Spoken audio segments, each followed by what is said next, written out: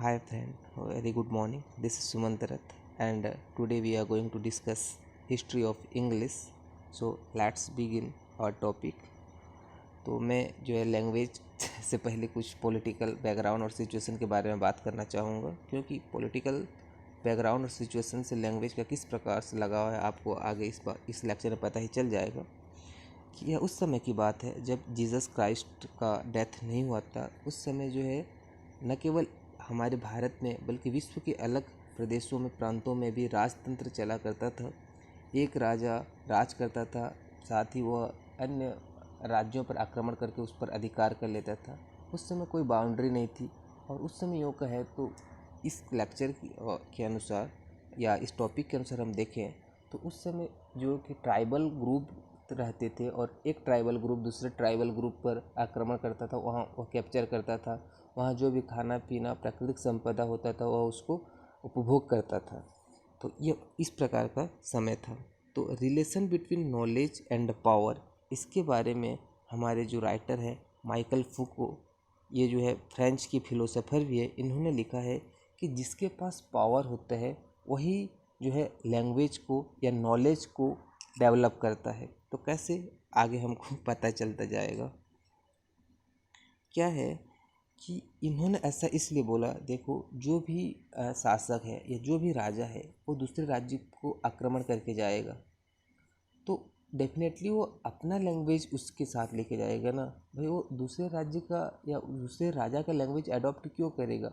वहाँ का जो राज का व्यवस्था है वो अपने लैंग्वेज में करेगा। जैसे ब्रिटिश पीपल हमारे यहाँ आए तो हमारे लैंग्वेज को क्यों अडॉप्ट करे भला?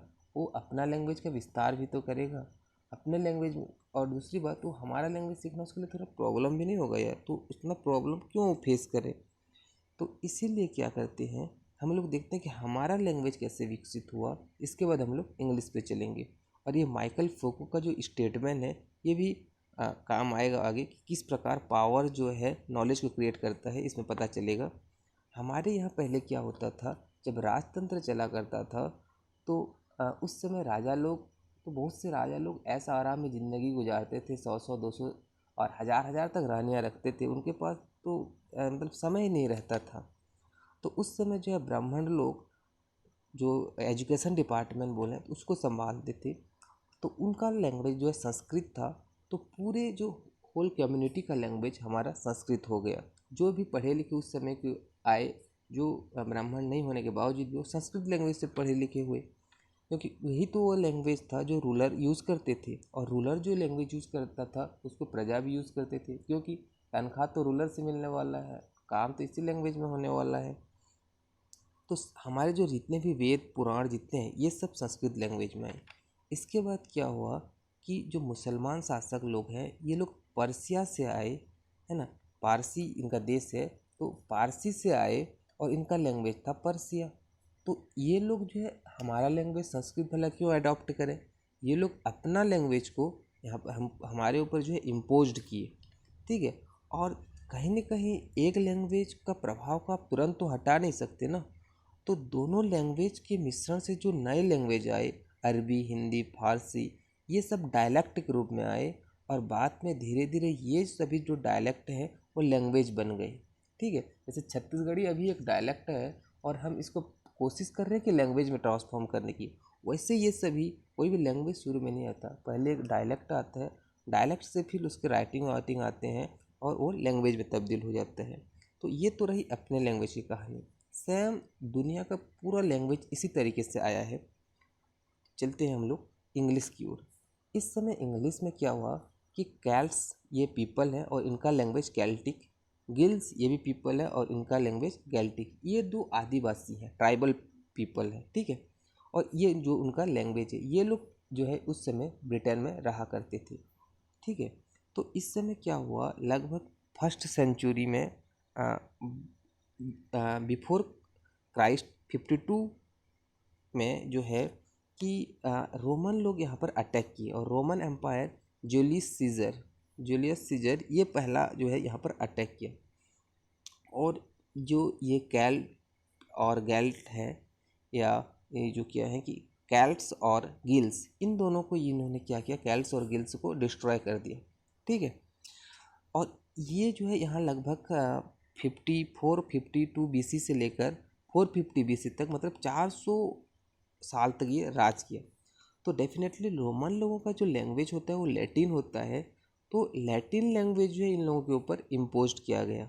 ठीक, समझ में आ रहा है ना कि लैटिन लैंग्वेज जो है कैल्स और गैल्स लोगों के ऊपर ठीक उसी प्रकार से इम्पोज किया गया जैसे संस्कृत के ऊपर पर्सिया लोग मतलब पारसी से आए हुए मुसलमान लोग पर्शियन लैंग्वेज का इम्पोजिशन किए थे। ठीक, तो लैटिन जो है कैल्स और गैल्स के ऊपर इम्पोज किया गया। तो एडवांटेज ये था लैटिन लैंग्वेज में कि इसमें जो होली बुक बाइबल लिखा गया था। ठीक, और मतलब इसका राइटिंग्स था, और केल्टिक और गैल्टिक का कोई राइटिंग्स नहीं था। ठीक है, क्योंकि इस समय तक कैल्स और गैल्स मतलब ब्रिटेन में कोई राइटिंग डेवलप नहीं हुआ था। ठीक है, इसका कोई मतलब बस बोली था, ये लैंग्वेज के रूप में तब्दील हुआ नहीं था अभी तक।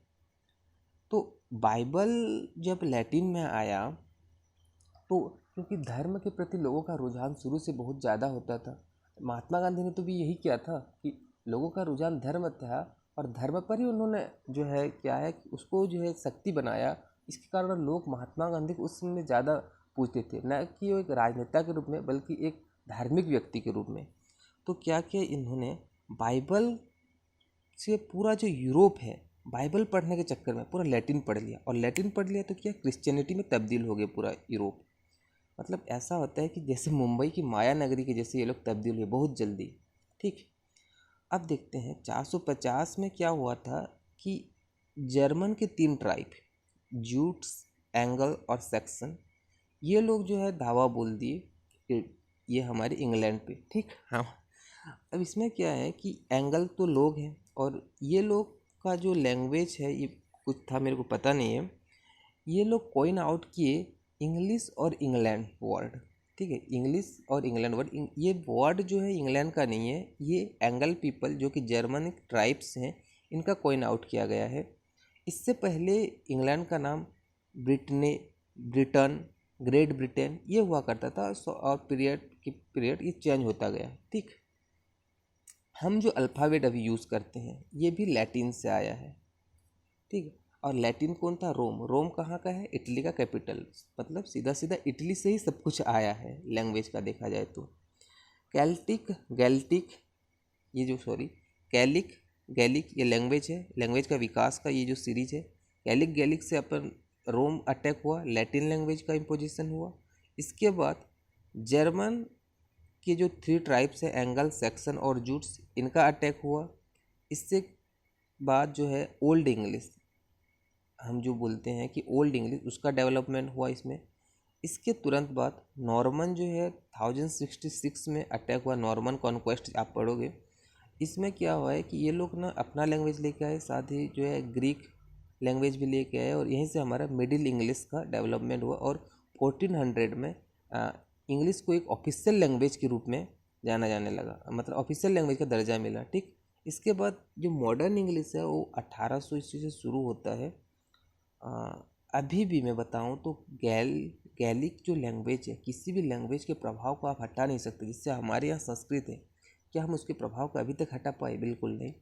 तो गैलिक और गैलिक अभी भी बोला जाता है। आप वेल्स में जाइए, वहाँ कुछ प्रांत में आपको मिलेगा, और गैलिक लैंग्वेज और गैलिक या केल्टिक लैंग्वेज जो है आयरलैंड के कुछ प्रांत में मिलेगा। ठीक।